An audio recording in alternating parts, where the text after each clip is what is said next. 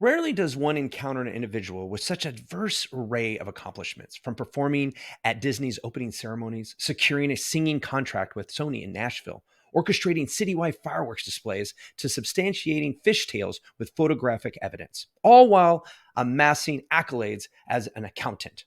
For Felicia, however, mathematics stands as a primary passion she pursued ardently. Her affinity for math blossomed during her junior year in high school, complementing her innate curiosity in dismantling and reassembling objects. Her multifaceted achievements underscore a career shaped by unwavering commitment and a profound appreciation for analytical rigor. Let's see what makes Felicia so buzzworthy. Welcome to the Buzzworthy Marketing Show.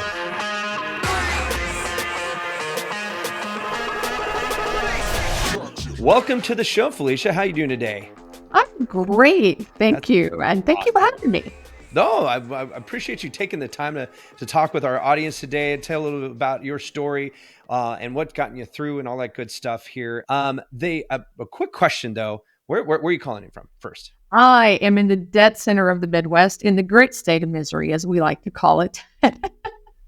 I just moved from the dead center of Illinois. I'm sorry. Yes, Springfield, Illinois. Now I live in the lush forests of Virginia. And I'm envious. I really am. So if you were in Illinois, then did you ever drive through the great we city? loved Illinois. We were big Branson, Okay. Uranus, and St. Louis were our three top. So as you drove through St. Louis down to Uranus and on to Branson, you bypassed me. I am right off of I-44 in Rolla, Missouri. We are a very small community, but a very large college community. Very, very cool. And now, is this did you grow up in Missouri? No, I did not. Where did you I'm grow up? an Indiana girl. Indiana girl? Born and raised Hoosier. Uh-oh. Are you a big fan of, was it Caitlin Clark? Yes. Awesome. She's so inspiring. Whereas actually in Indiana not too long ago, and everybody was talking about it, and like everybody at the airport had Indiana because they were doing the Sweet 16, or I think they were in the Sweet 16 or the Grade 8 or whatever it is, and then the NCAA. So that was like a big deal. Like everybody had garb on, and they were all talking about her. So that's awesome for her. So now in Indiana, you got started at an early age in entrepreneurialism. If I have my numbers right, somewhere between 16 and 17 years old. Actually, a little bit younger because I graduated at 17. Uh-oh. I started my senior year of high school at 16. So I was about 15 because I was in my junior year of high school. I was a very young high schooler. Very good. But you were doing something, you had a little side hustle in high school. Are you talking about my music career? Yeah. Let's talk about that first. We both have something very in common at a very young age. We were both. I did do. I do have in high school. I had a major in music with a minor in business, and I took 9 years of vocals. So the pursuance of dance did not come until my daughter was born. And that led me in a whole nother direction completely, of which I'm still in today. So that's a whole different story in itself. But yes, I do have a music background.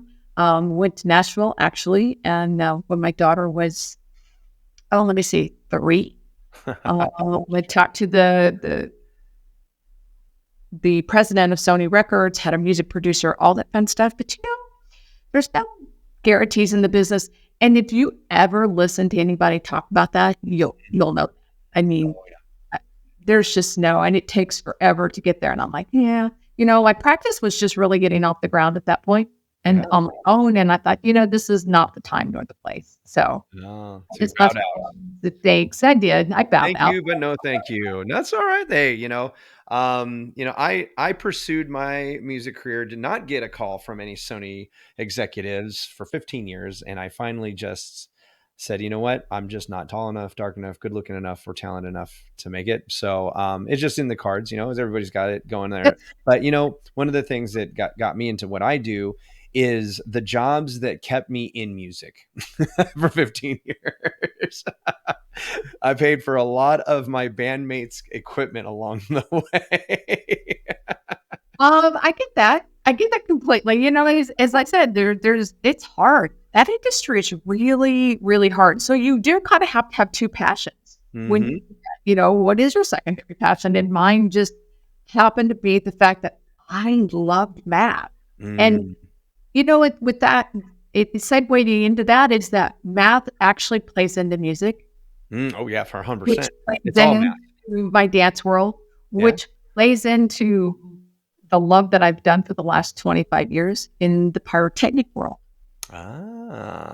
Which is another whole avenue of who I am and what I. Now, how did you get? I saw that you did a huge pyrotechnics production, and now how does one get into pyrotechnics? By accident. You get roped in the beginning of saying, "Hey, can somebody that is doing this for right for their either passion or their living," and all of a sudden they're like, "We need an extra hand. Can you come out and help?" And I'm like, "I have no clue what I'm doing," and they're like, "That's okay. That's all right. We'll teach you." And it went from, "Okay, we'll teach you," to me actually moving forward and actually going and getting my pyrotechnic shooter's license. Oh, wow. And then producing my own shows and creating my own shows. And I was actually shooting the shows for our hometown here for the last. Amazing. That is amazing. I'm an unlicensed pyrotechnic shooter. So that was another, we would go out to the lake though. It was always like shooting them out into the lake. at the park or at the. This was in Oklahoma when I was in the Air Force. Oh, okay. Okay. We would go out. We'd get a bunch of pyrotechnic. It was legal then.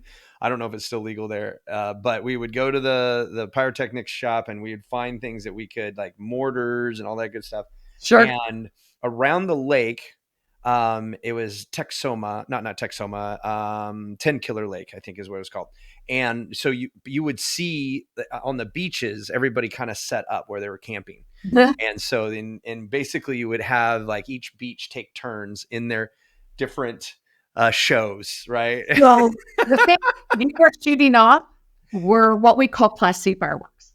Yes. So the things that I shot off much were bigger. Class A fireworks. Yes. Which are the things that you have to have a license to purchase. Oh, yeah. So I always tell people, just think about it this way. When you're sitting back going, "Ooh, that's really pretty. Look how cool that is." And it's going 100 feet in the air, right? Yeah. I'm going in the back going, "Oh my gosh, how much time do I have? And how many shells do I have left?" And, literally used to Metrodome to set my shows up. Oh, that's awesome. That's definitely. We were here and so Williamsburg is the home of Colonial Williamsburg, which is like History Disney, as my wife likes to say. And we went to a fireworks show during Christmas. They call it the Great Illumination. It's like people from all over the world come to see this show, and they do it over the old governor's mansion. And there is a mall that goes right down the center. So everybody's kind of sitting there. They turn off all the lights and everything like that. They have a explosion every half second for over 20 minutes straight. And it's right there. They don't even get 100 feet in the air. I want to say maybe 75. So you're feeling the compression, boom, boom, boom, right into your chest. It was like, this is awesome. That was one of the things that I loved about shooting fireworks, is that sitting so close and the percussion, being able to feel it in my chest. I would know as soon as the shot went off, I could, you hear that. Boom. Yep. And then you feel it on the ground, and I could feel it and hear it. I'm like, oh, it's there it is. But there is a lot of music. It is timing. Yes. Well, and fireworks is even harder than music because it's two sets of math, right? Right. You got probably three sets of math, because you have the timing of when it's going to explode, which means that you have to then figure out how long it's going to get to where it needs to be to explode, and then all the timing for everything before and after that. So I always said, I always had help. You can't do it by yourself. It takes a team. Right. And my team, after we got to the point we knew how we were setting it up on the ground, right, then they would go to work doing a lot of the wiring to the boxes. Oh, And so they were doing the wiring. I was sitting at a picnic table with, okay, I have this many shells. yeah. I have this many ground pieces. These ground pieces take this long to go off. The shells are going to go up. I have this much music. Now, I didn't choreograph to the actual sound of the music, but I had to make the show last out of music that I had. So, okay, I know how many I'm doing. So, like, okay, well, I got this many shells and this. So it's just all about. And you're right. So you had to time, okay, it's going to go up and it's going to dissipate, and you don't want to go too fast, but you also want to make sure that the other one is going up as soon as that first one's dissipating down. So there's always something flowing in the air. Yes, I love it. A lot of people don't realize the timing and the work that goes behind those shows. There is a lot. It's dangerous. The danger. I mean, I have seen, so in Alaska, there was a city fireworks and they did it from the inlet. So they were actually on a floating barge and shot everything from there, and everybody would look from the city downtown. And of course, we have to do it in the middle of the winter when it's dark, because on 4th of July, midnight, it's still dusk. And so the fireworks don't have as much. The only thing you could pray for is a cloud cover. So yeah, at least had a backdrop and a little bit darker. But they actually had an accident one year. It was quite a few years ago. And something went sideways on the barge and the whole thing went. It's easily done. It is very easily done. I mean, I had something go south in one of my shows. And I'm looking at it going, I don't understand what happened. And the show was over, right? I have already shot my finale. I'm done. I'm waiting for the dust to settle so I can go clear the show. Yeah. And as I'm waiting, I looked at one of the guys that I'm with, and I'm like, and he's a dynamite instructor at the university. And Paul, come look at this with me. I said, we have a whole rack that didn't unexploded ordnance, as we say in the military. and he looks at me, he goes, I don't get it, Felecia. And I said, I don't either. So as I'm walking up, all of a sudden I heard boom. Oh no. And I felt, and these were on time delayed chains. Oh no. So and there were 16 of them. And I'm backpedaling. And as I backpedal, I fall. I said, well, I guess I'm going to watch this show from the ground. And everybody else in the crowd's just going, encore, yay! And that's exactly what they said. They said, what was that? And I said, oh, that was just my thank you. I love it. Yes. The show must go on. Very, very theatrical of you. So with your accounting firm, are you a generalist, or have you found a niche of types of businesses that you liked? Are you, I guess I should say, are you a personal accountant or a business accountant? So I'm a little of both. Okay. And to answer your question about my niche, so I have moved out of the full arena of offering full service accounting completely. And I am strictly playing with, as I call it, I play in the sandbox of tax, the tax mitigation and resolution world. Ooh, so love it. I am one of those people that I just love to go look for that needle in the haystack. And I love to be able to work with the IRS and say, hey, what gives, right. How can we fix this? What kind of agreements can we make? It's all playing in that sandbox. And that's a sandbox I love playing. I am an enrolled agent, as you well know, for those who don't know. But I also am a certified tax resolution consultant or representation consultant. And I'm an accredited tax advisor. So I always say I have 2 degrees in accounting, 3 certifications in tax. I just like playing that tax sandbox. Again, what does that do for me? It's all about the math. Mm-hmm. It's about the math. Yeah, interpreting the math, because you can do taxes is like fuzzy math to me, because it is.